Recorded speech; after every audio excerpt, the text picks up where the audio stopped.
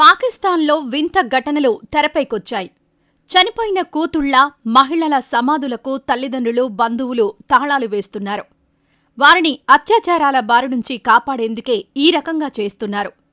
ఏ రాక్షసుడు కూడా తన కోరిక తీర్చుకోవడానికి తమ బిడ్డల మృతదేహాలను తవ్వకుండా చూసేందుకు సమాధుల చుట్టూ ఇనుప కంచెను తయారు చేయించి వాటికి తల్లిదండ్రులు తాళాలు వేస్తున్నారు. ఆ దేశంలో నెక్రోఫీలియా కేసులు పెరుగుతుండడమే తల్లిదండ్రుల ఈ వింత చర్యకు కారణమని అంటున్నారు.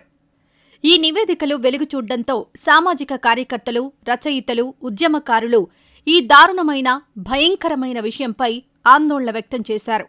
దీనిమీద సోషల్ మీడియాలో కూడా నిరసనలు వెల్లువెత్తుతున్నాయి. పాకిస్తాన్లో ప్రతి 2 గంటలకు ఓ మహిళ అత్యాచారానికి గురవుతున్నారు. అదే సమయంలో మృతదేహాలపై కూడా అమానుషంగా వ్యవహరించేవారు పెరిగిపోతున్నారు.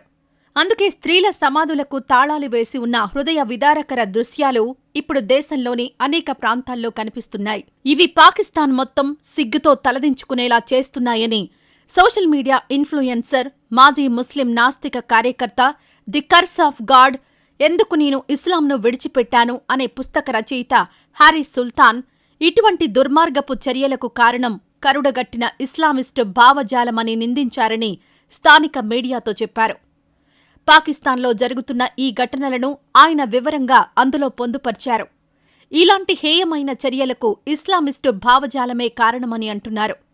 లైంగికంగా విసుగు చెందిన సమాజాన్ని పాకిస్తాన్ సృష్టించిందని, అత్యాచారానికి గురికాకుండా ఉండేందుకు తమ కూతుళ్ల సమాధులకు తల్లిదండ్రులు లాక్లు వేస్తున్నారని అందులో ఆయన చెప్తున్నారు.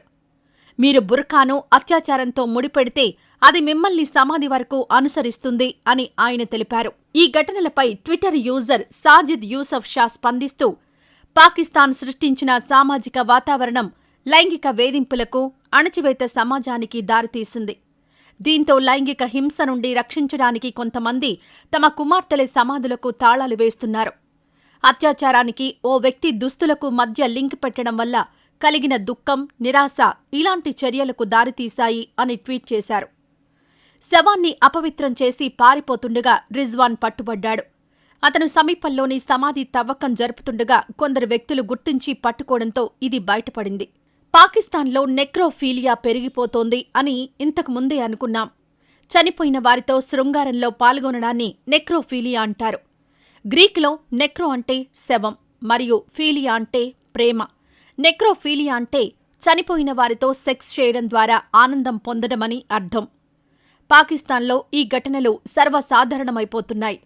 కొందరు రాక్షసులు తమ కామవాంఛ తీర్చుకోవడానికి సమాధిలో పాతిపెట్టిన మృతదేహాలపై లైంగిక దాడికి ఒడిగడుతున్నారు. దీంతో తమ ప్రియమైన వారిని రక్షించుకునేందుకు తల్లిదండ్రులు, బంధువులు ఇలా సమాధులకు తాళాలు వేస్తున్నారు. పలు సందర్భాల్లో మహిళల మృతదేహాలను వెలికితీసి లైంగిక దాడికి పాల్పడిన ఘటనలు వెలుగులోకొచ్చాయి. కరాచీలోని నార్త్ నజీమాబాద్కు చెందిన మహమ్మద్ రిజ్వాన్ ఓ శ్మశాన వాటికలో 48 మంది మహిళల మృతదేహాలపై అత్యాచారానికి పాల్పడినట్లు అంగీకరించి అందరినీ షాక్కు గురిచేశాడు. ఇలాంటి కేసు 2011లో పాకిస్తాన్లో మొదటిసారిగా నమోదైంది.